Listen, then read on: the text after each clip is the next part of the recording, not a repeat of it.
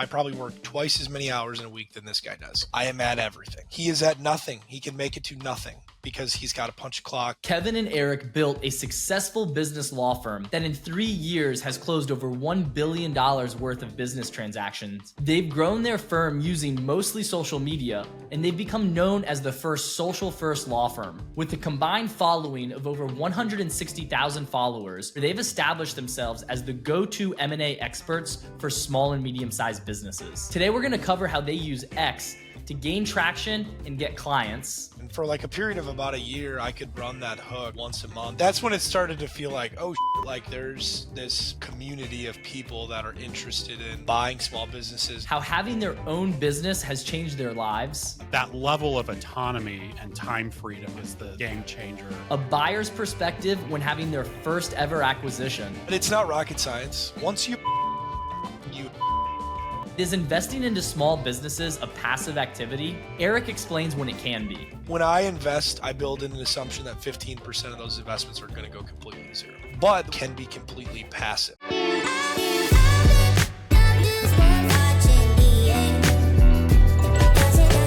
Would you say that like running your own firm now, right, arguably is probably maybe as stressful or as, let's say, as much work that maybe you would put in big law, but the reward is different. Your investment into this is just a lot different than maybe what it would be like in big law. And yeah, you get it. Like you can kind of pick and choose how you set your hours and all that. Like the choice is yours there. But what would you say to that? Like, how do you view that? I mean, my direct answer would be you're not wrong. People ask me that all the time about like, oh, is your work life so much better than big law and stuff like that? And it's like, no, it's like I work as much as I worked as I did then. It's just different. And the fulfillment, right? The fulfillment is different. Yeah. The fulfillment's different, right? Because Yeah. I'm building something for myself and my family in a way that I wasn't necessarily in big law. And you can, I mean, again, this is like both people can be right, because building your career and stuff is arguably doing the same thing. But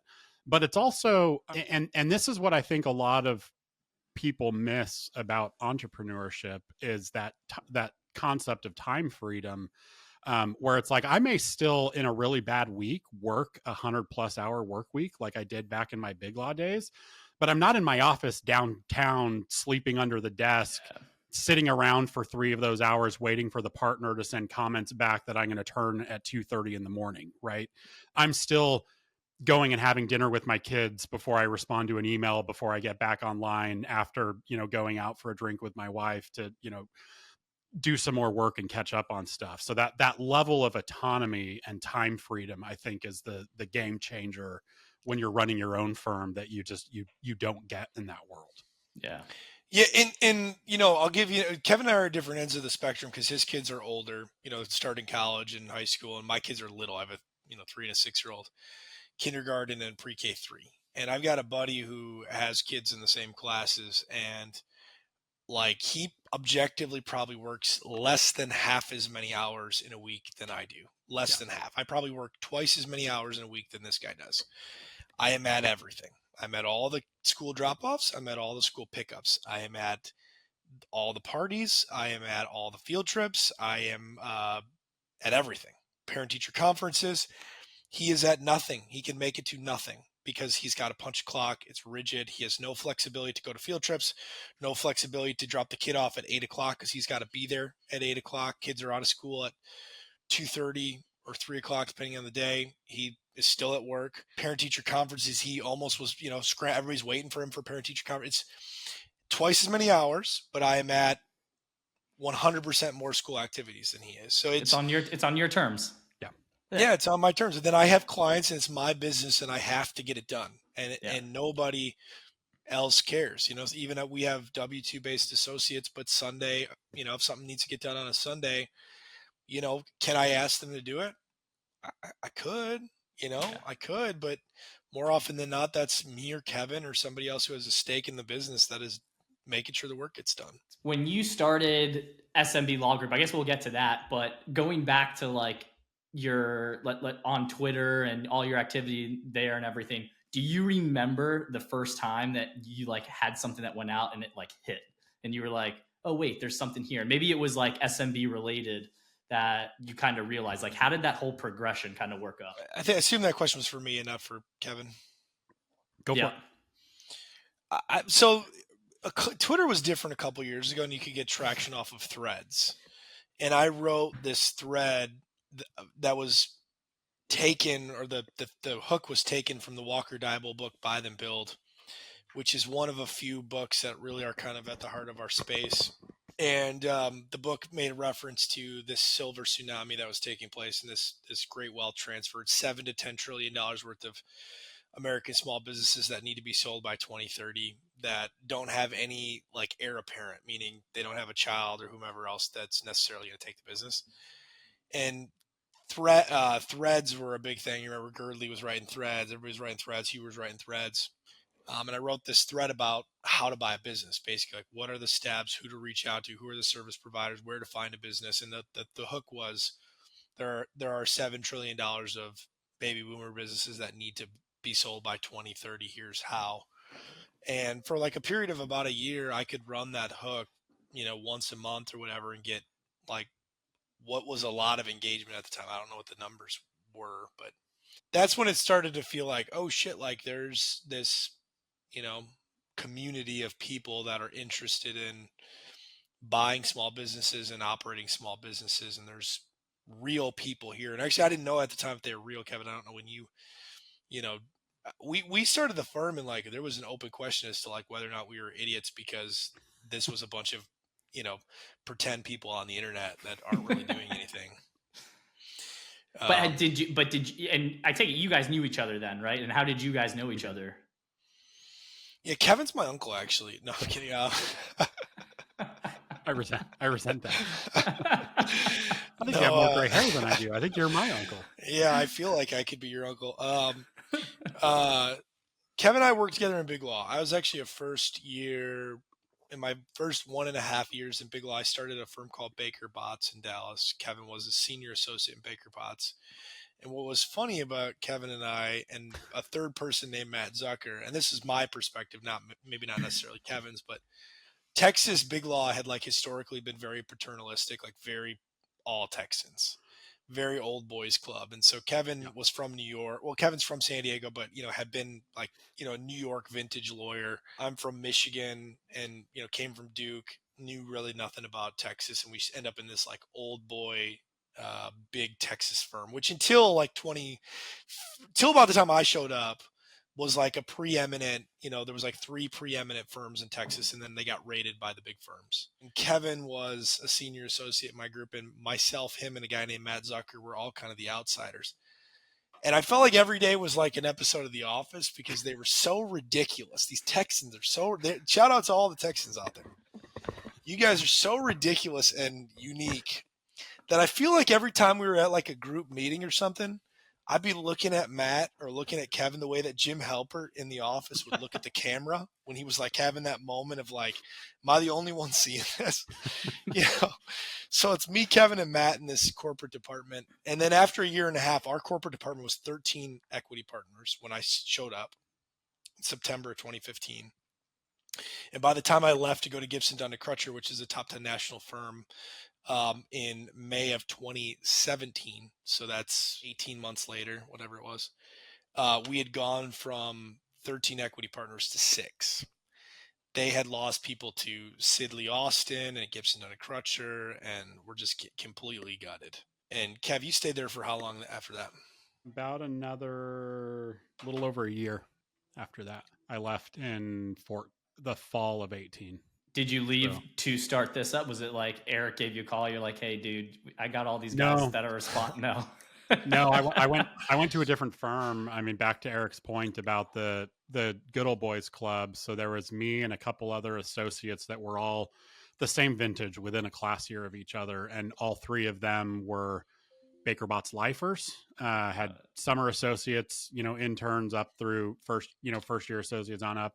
I was a lateral from outside. And so it started to be hey, you're an incredible attorney. We love you. But like, so-and-so is like put in their dues. So we're putting them up for partnership first. So we'll look at you next year. And then that next year was like, well, so and so didn't make it last year, so they're going up again this year. So that's, next year again for you, at best. But then we're like maxing out partners. So it just, that writing on the wall of like, Big Law's notorious for like, Yeah. they just won't fucking tell you what They'll string reality you is, along. right? Yeah. Did you like, were you like already wearing like cowboy boots to the office and like Oh, hats, God, no. like really try, like, I mean, no.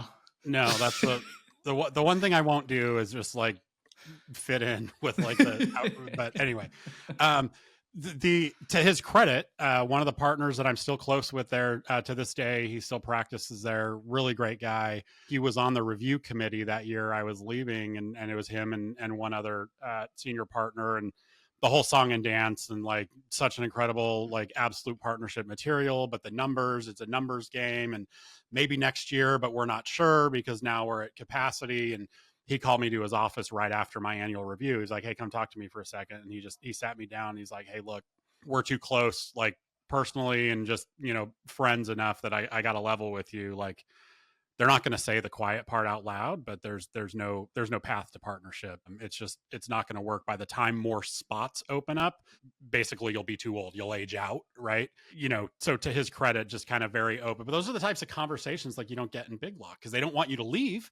They want me to stay there and keep grinding. And they don't give a shit about my career. They don't give a shit that, like, by the time I figure it out, my chances of partnership at another firm will be up. So that was a really long answer to say, I ended up lateraling to another firm where I could be back on partnership track. And within about 3 weeks, realized why they had no senior associates.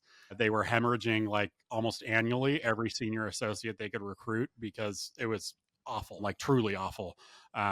People talk about the horror stories of New York firms. I started my career at Cravath, and I certainly have stories. Nothing pales in comparison. And within a month I was already back to like this was a giant mistake. And at that point in my career, another lateral move was out. My oldest at that point was already 8, and the partnership track in Big Law, you've got at least a couple of years on partnership track to go up for partnership.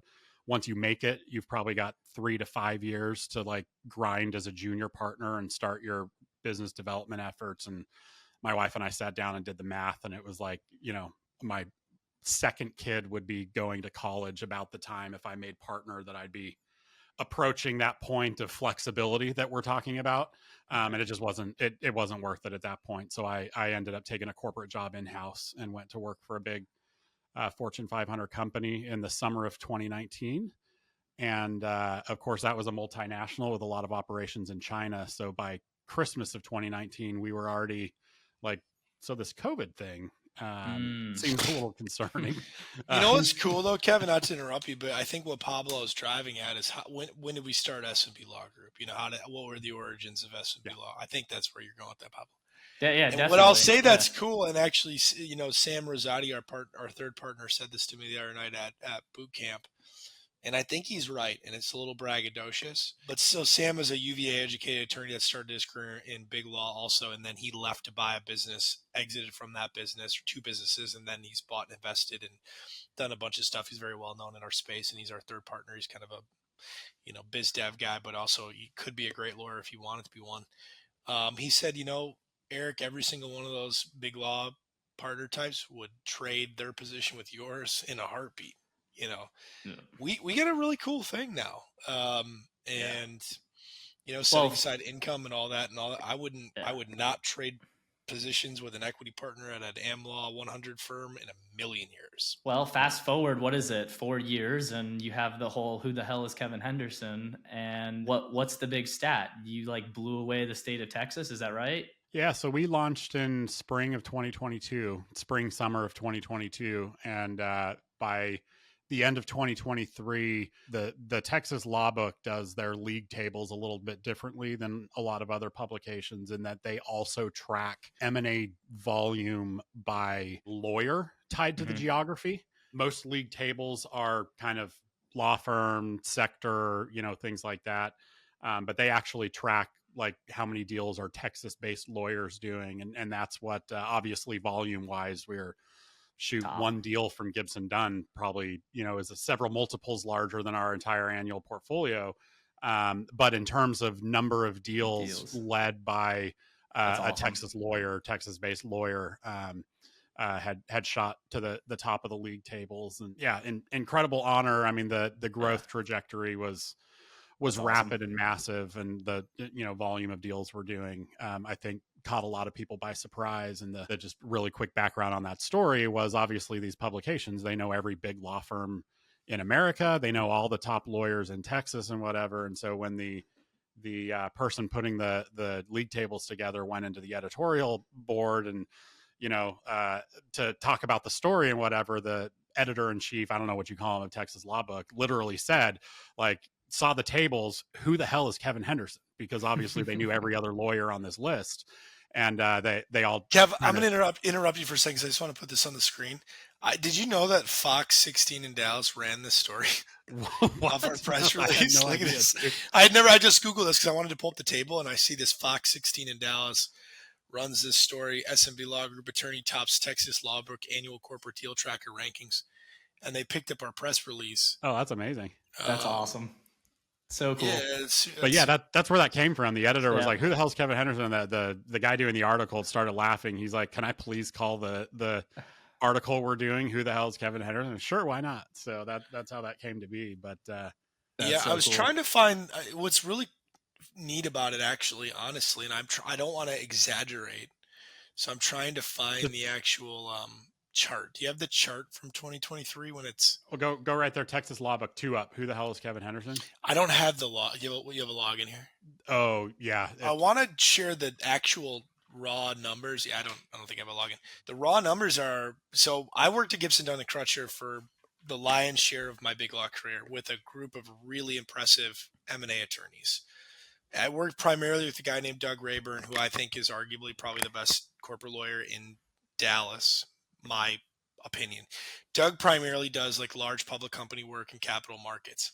But in our office was two really incredible lawyers, one 2 doors down named Jeff Chapman, and Jeff did like in 2023, I think he did $6 billion transactions. He's the only in the law, the Chambers and Partners is it's a real designation. He's the only star individual in private equity M&A in the state of Texas, and he's one of 5 in the entire country. He was 2 doors down, and then down at the other end of the hall was Rob Little. And Rob is like the hardest working dude in big law. This guy never stops working. He's a cool guy, really nice guy.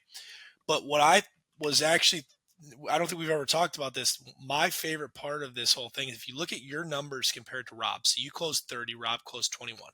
This guy is co-head of the M&A practice for Gibson, Dunn & Crutcher, top 10 national firm. This dude probably makes, without exaggeration, conservatively, I want to say he makes $10 million a year. He may make upwards of $20 million a year. Okay, this guy makes a fortune. He is a titan of the law. Okay, what are his numbers? So he did 21, you did 30, but what are the values set? Average deal size. 9.8 million for Rob. 9.8. 6.5 for me. Yeah.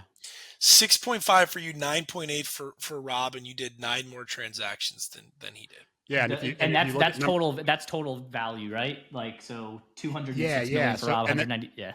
So if you look at number 3, Ryan Meyerson at Latham in Houston, he did 17 deals, but 28 billion. So his average deal size was 1.6 billion. Point being, Rob's portfolio and my portfolio probably don't look all that different, which is breathtaking. Yep. Right.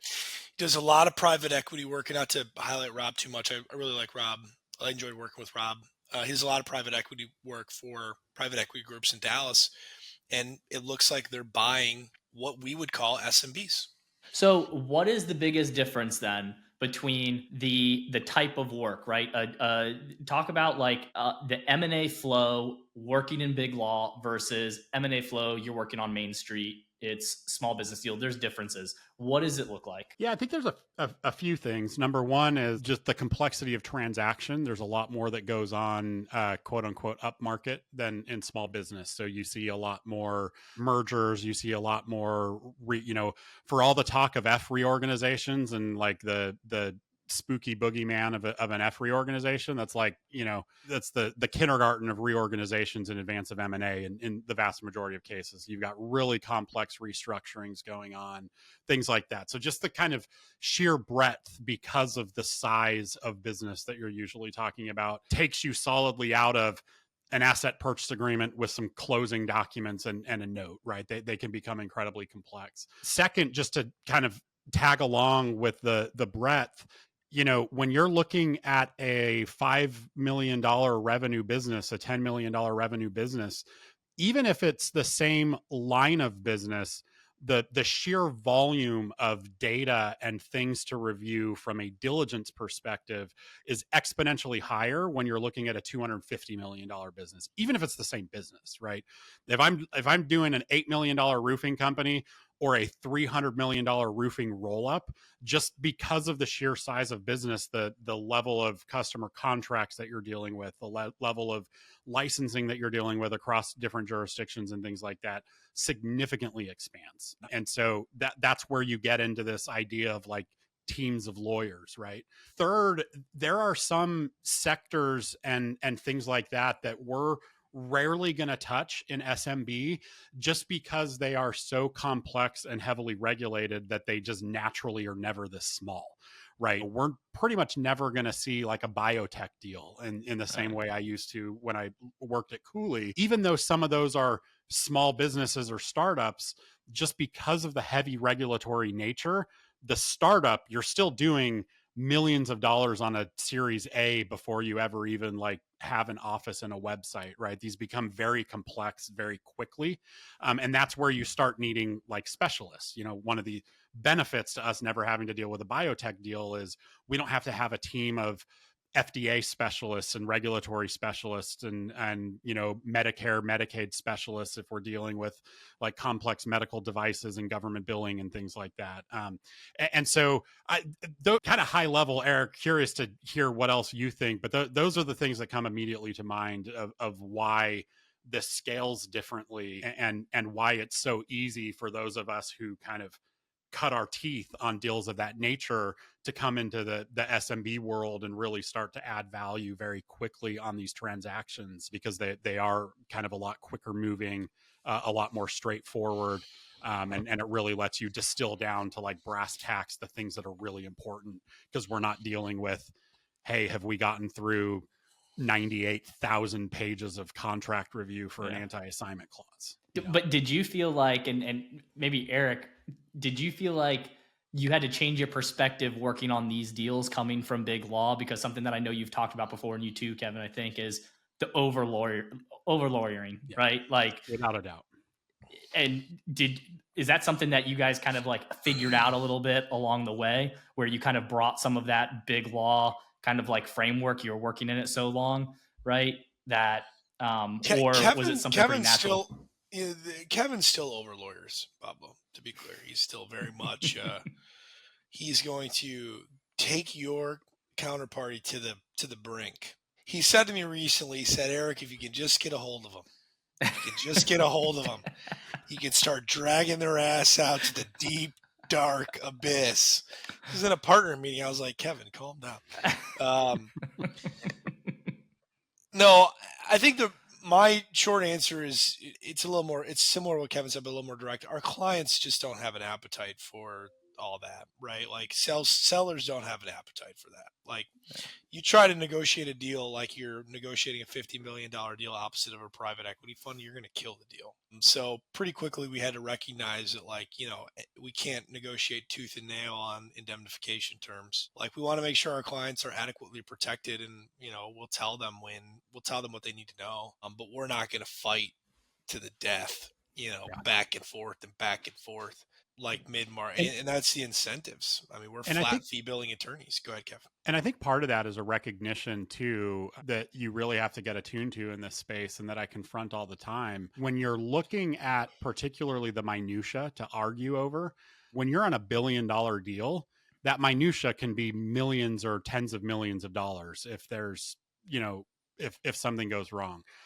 On a $5 million deal, that's rarely the case. And I just dealt with this week with a client that was really like, in the 11th hour going to bat on a consulting agreement. And I had to kind of repeat several times, like, hey, we're like at the 1 yard line fighting over this piece of a consulting agreement. And like, let me just say the quiet part out loud.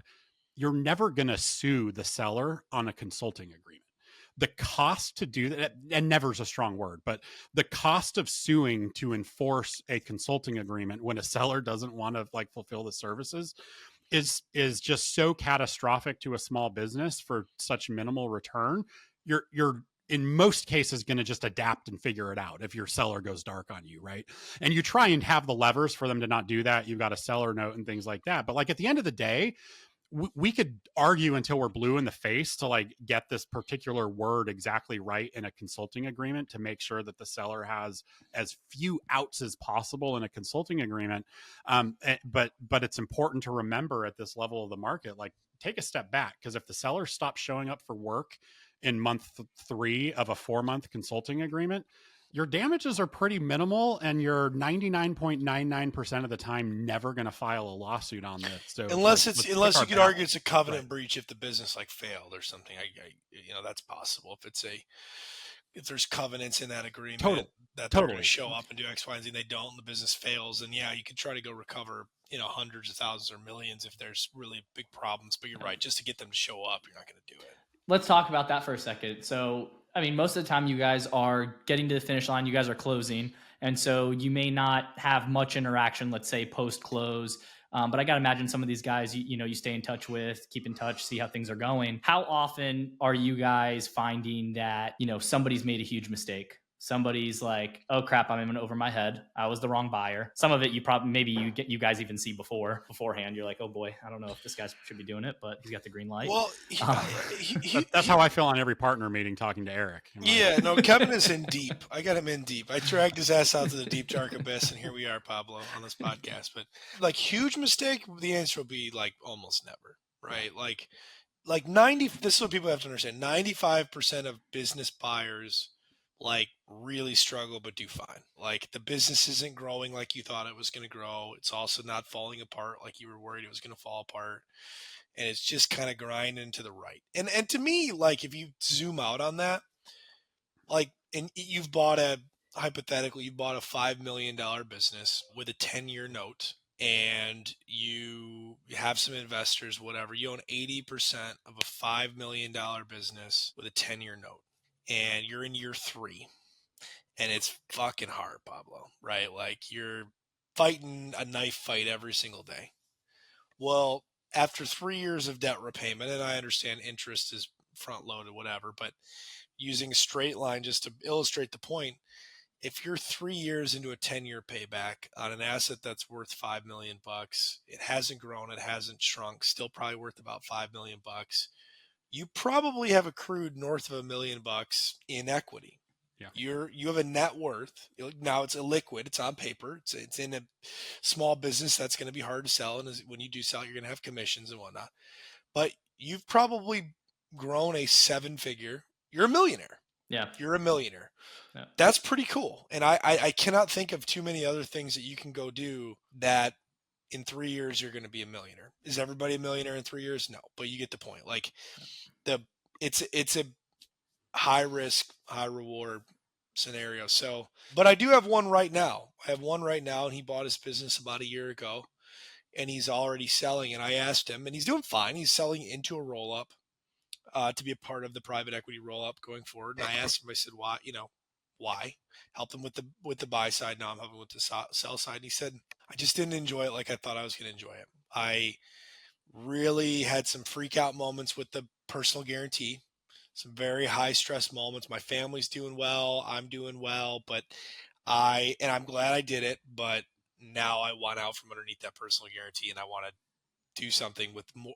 He's like, he's, a little later in life, 45. He's like, I don't want high risk, high reward anymore. I want comfortable asymmetrical bets. Yeah.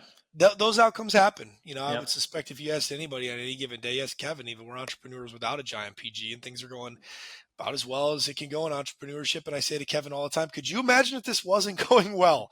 This is stressful and it's going fantastic. Could you imagine if it was going badly, you know? Let me ask you, I know that you, before you started SMB, you were looking at businesses to buy. Yeah, Did you we ever did. get anything under We, contract? no, we actually never even submitted an LOI. My brother David and I, we fell in love with the ETA idea. David's now our chief of staff. He's fantastic. My much younger, much smarter brother. And we had thought that the accounting space actually was attractive. He was working at Thomson Reuters in their accounting services division, and we're like, hey, accounting Yep. firm, there's a lot of fragmented accounting firms, and hey, if you just buy an accounting firm and add, advisory services, like there's lots of margin there, right? Obviously, you own an accounting firm, it's not that simple. We looked into it, and then ultimately, I had just so much traction with people coming to me asking me to help them with M&A deals that I figured, hey, this probably makes a lot more sense. I'm probably a better lawyer than I am entrepreneur, although I think that I probably am a better entrepreneur than lawyer. I think I'm fantastic at both, to be clear. But so we ended up just launching the firm. And, the backstory, I think you were getting at it earlier, is like, how did I convince Kevin to do this? Kevin has a family. He's got older kids. I have young kids, and we were in very different places in life. And so, ultimately, what I had convinced him on is, hey, if we can get like a couple of recurring fractional general counsel clients, like, would you, we had some guaranteed monthly income. Would you, try this? And he was like, yep. So finally he did. And we actually never ended up getting any fractional recurring clients until like 2 years later. We have a bunch now, but until like 2 years later, it was all project-based, M&A based revenue, but we did a lot of deals. And so everything worked out well, not perfectly, but well. And I hope he would say in hindsight he's glad he did it. I know I am. But, entrepreneurship, no matter what it looks like, it's life on hard mode for sure. Yep. For everybody. Yeah. Yep. I'm with you there. And are you guys working with a lot of repeat buyers? Yeah. Yeah, we do. We work with a lot of the same people. I mean, I say it's a mile to the starting line, an inch to the second one for most of these buyers. They really spend a lot of time in the first transaction, getting it right, finding the right deal, navigating their family situations and their jobs. And then once they pull the trigger on one, it's like they're back in 6 months with another LOI. How much is it, do you think a lot of it is them just getting comfortable with the risk? They're like, hey, I can do it. Okay, wow, that wasn't as scary. Or there was a lot that they figured out doing the first one? Yeah, I mean, I call it the vending machine effect, right? Like I can walk by a vending machine 1,000 times and not think twice about it. Like the moment I swipe my card once, like all of a sudden that vending machine becomes an option for me, like a dangerous option. Or like every time I walk by, I'm like, maybe I want some Cheez-Its today, Pablo. You know what I mean? Like it opens up something in your mind that makes it more of a real option all of a sudden. And when you do a transaction like this and you realize like, yeah, it's hard, but it's not rocket science and people are doing it. And everybody does it, right? Like once you've accomplished something, you have a tendency to minimize it in your mind because you've done it, right? Like I went to law school. Before going to law school, I was like, oh my God, law school. Like, wow, that must be so hard. And now I look back and I'm like, law school is the stupidest thing in the world. Like there's a million of them. Anybody can get into law school. It's not even a big deal. We all do that mentally. So yeah, people are absolutely doing that with buying businesses. The only thing that happens after time is you get to like that, you're in that J curve and you get to a point where you're like running a business is super hard. And what is interesting is like each of them will have like something that got screwed up in their prior deal. Like they were too lenient with the seller on the non-compete. So like in deal number 2, it's like, we're not giving any leniency to the non-compete, and it's like one of a possible 1,000 issues out there. And you're hyper focused on the one that, went badly for you in the prior deal. So it doesn't matter in that one. Yeah. So yeah. you real quick, you recently got into it with somebody on multiples. Best deal out there, the multiple that you're buying a small business at in general, right? I'd say, I don't know what, probably maybe 2 to 4, maybe 2 to 5. Depends on the industry, but I would say probably on average, you're probably somewhere between 2 to 4, 2 to 5. And obviously the discount, I would say in large part is driven by lack of liquidity, probably, right? Mm-hmm. Yeah. Well, liquidity risk, it's risk adjusted, Yeah. And my post, what you're referring to was drawing a comparison between the S&P 500, buying an S&P 500 ETF, which trades at about a 30 times earnings multiple. Now that's a, GAAP net income multiple, not an SDE or adjusted EBITDA multiple. So you're talking about two very different things. Whereas small businesses trade at typically 2 to 4.5 times, 1 to 4.5 times, depending on what it is, adjusted EBITDA or adjusted SDE multiple, seller's discretionary earnings. False equivalency, as Kevin would say. And two, there are very different reasons for those valuations. The S&P 500 is, and this is all in my post, Pablo, but I was very clear. Yeah. S&P 500, very diversified, very liquid. You can get your cash in and out in minutes. And the likelihood of the S&P 500 going all the way to zero is next to none, right? Yeah. We have a very different equation. Buying a small business for, even if it's a different metric, but still thinking about it as, 1 to 4.5 times earnings, a lot less expensive to buy $1, but it's highly illiquid. To get your money out of there is going to take years in most cases. It's also very risky. Could go to zero, completely to zero. When I invest, I think I build in an assumption that 15% of those investments are going to go completely to zero. But the point that I was trying to make, and it's still a valid one, and I'll give you the wrinkle that somebody in private equity had an issue with the way it was characterized. My argument was both of those things can be completely passive. Now, not passive for the sponsor, the person who's buying the business. Right. The person who's buying the business is, as we've talked about in this podcast, is not passive. They are in it all day, every day. They are that person that on Sunday, that if something needs to get done, they are doing it. But they're investors. They will take money in these acquisitions. They need 10% down payment. They need to bring at least 1 to 3% themselves. The rest, in most cases, can be brought up by investors. In some cases, you could bring nothing as a buyer and have them fund it all. But when you invest in a SMB deal, most of the investors, the vast majority of them, are completely passive. They give the sponsor, the buyer, the money, they buy the business, and then those individuals are gone. They're gone. Right? They don't actively manage. They don't actively participate in the management of the company. They're not hounding the seller on a daily basis. If the business goes to zero because of the economic makeup, most of the time these people are going to own somewhere between 1 and 20% at most. If the business goes to zero and you own 2% of the business, you're letting it go to zero.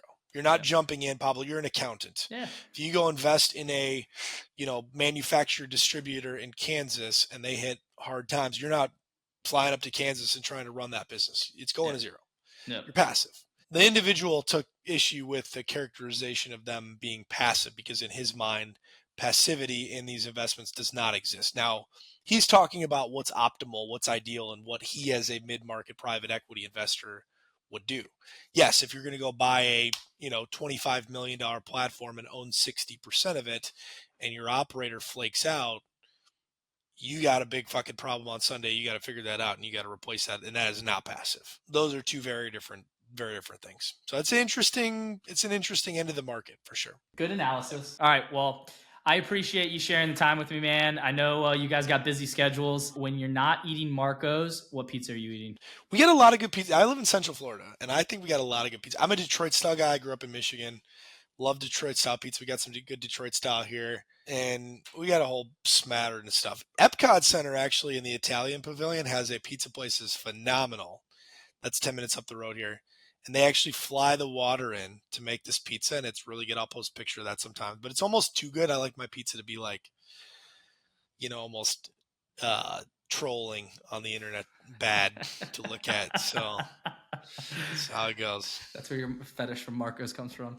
That's it, man. All right, man. Well, I appreciate you sharing the time. You too, Pablo. Talk soon. All right, Derek. Thanks for tuning in to this episode of the Roads and Riches podcast. If you're enjoying the show, please consider liking, subscribing, commenting. Let us know how we're doing. And if you're an individual or a business that's in need of accounting services, maybe you're in the market for a new CPA, whether it be tax, accounting, fractional CFO services for your business, or transaction advisory services if you're contemplating a transaction, you should consider using Alpine Mar, the CPA firm that's redefining the accounting industry. You can head on over to alpinemar.com or roadsandriches.com to learn more about us and find a contact form to get in touch. find out if we can be a good fit for you.